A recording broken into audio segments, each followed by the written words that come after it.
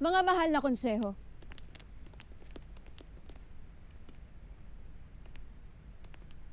maaari ko bang makausap ang inyong pinuno?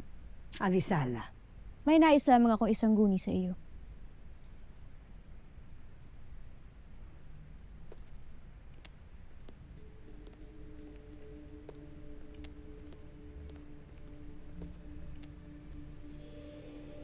ano ang maipaglilingkod ko, mahal na Hara?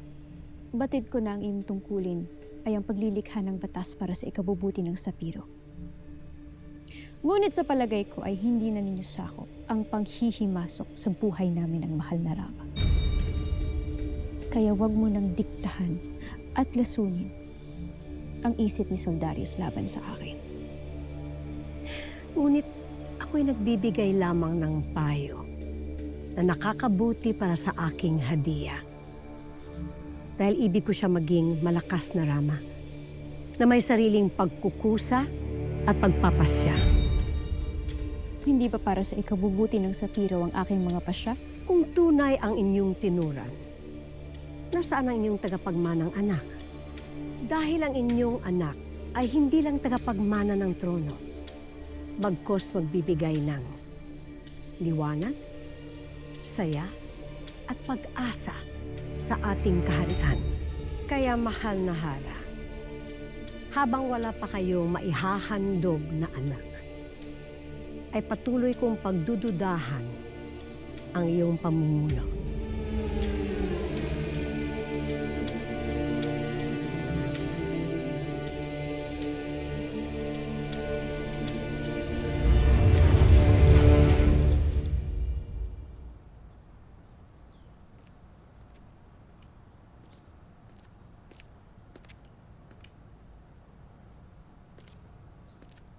Sangre Adamos.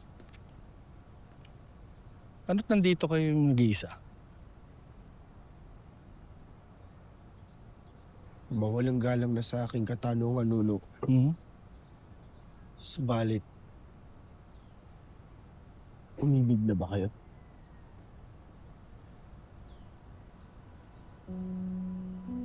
Oo naman. Nung bata-bata pa ako, may nakilala ko dito, taga rito sa mundo ko. Inibig ko siya. Pero may iba na siyang iniibig.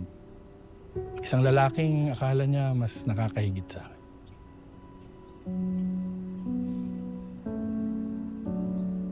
Siyempre, masakit. Kaya simula nun, ayoko nang umibig pa. Sadyang napakasakit kang umibig ng isang hindi ka kayang suklian ng pagmamahal.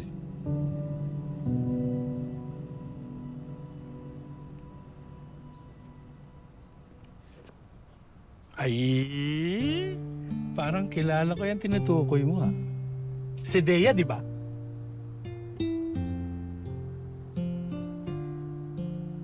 Ba't di ka pa kasi umamin sa kanya? Batid kong magagalit at tatanggihan niya akong muli.